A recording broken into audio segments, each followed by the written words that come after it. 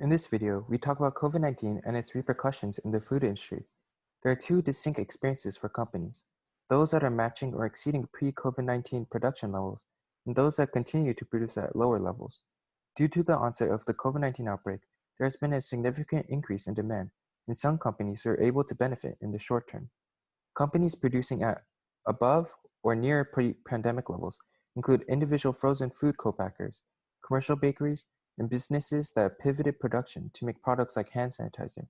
Plus, regional suppliers and plant-based alternatives are seeing increased business. Those that are seeing decreased business include the meatpacking industry, who is projected to suffer heavily with cattle ranchers facing upwards of $13 billion in losses through 2021 as a result of the coronavirus.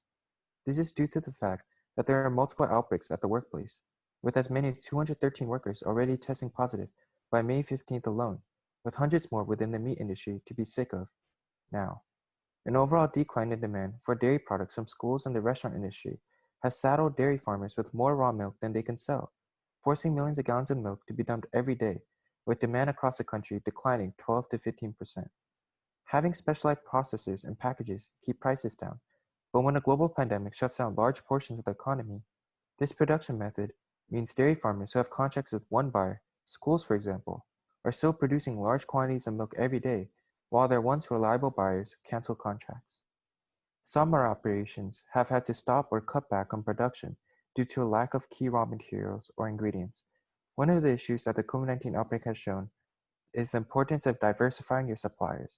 This has happened most often for those processors that practice just-in-time inventory management, those that bring in materials as needed for production and do not maintain large inventories. Processors then establish at least one, or preferably two, secondary suppliers for their raw materials and ingredients.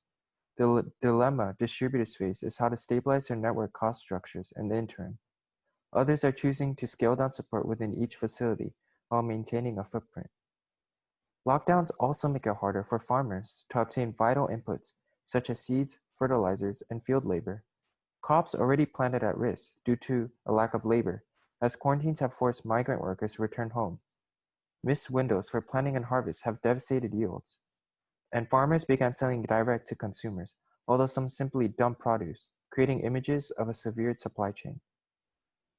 Next, we talk about consumer platforms that help track the dining and grocery experiences of customers. According to location technology company Foursquare, visits to casual dining restaurants tracked by the service started falling, declining 8 to 12% around February 24th, near the start of quarantine. Full-service restaurant reservations saw a drop also. According to reservation app OpenTable, reservations in Seattle were down 31% by March 3rd compared to the previous year. Meanwhile, downloads for grocery delivery app Instacart increased 215% between February 14th and March 15th. As cities prepared to enforce social distancing, people rushed to grocery stores to stock up. Visits to bulk buy grocery stores like Sam's Club and Costco were up nearly 39% in cities such as New York City, Seattle, and San Francisco, from the week of February 19th to the week of March 13th. With executive orders to shut down all on-site dining at restaurants and bars starting mid-March, Yelp saw a sizable interest shift from dine-in options to delivery and takeout with more users. Yelp shows that since March, 53% of restaurants are now listed as permanent closures on its platform. According to the National Restaurant Association, the industry has already lost $120 billion and could lose as much as $240 billion by the year's end.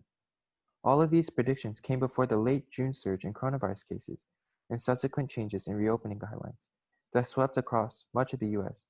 This means things could be even worse for the industry than those grim forecasts initially indicated. Next, we talk about how companies are prompted to change due to COVID-19 through internal change and possible closures.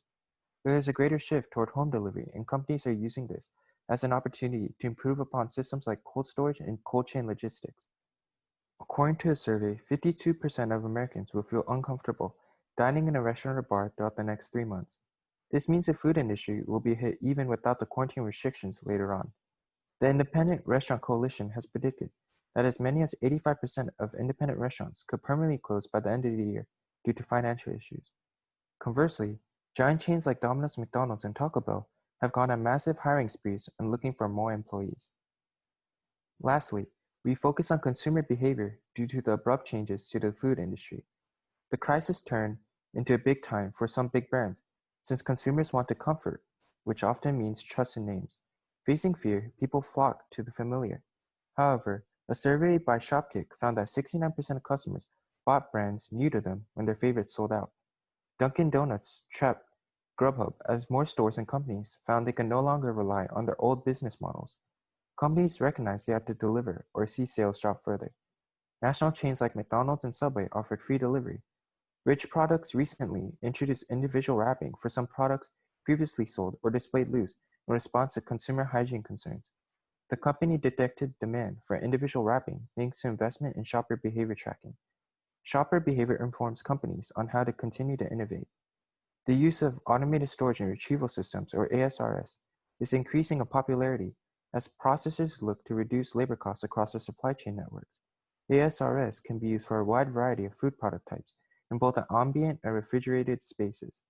As demand for fresh food increases, distribution and warehousing facilities need to be in closer proximity to consumer markets, where real estate prices play a major factor in total cost of ownership.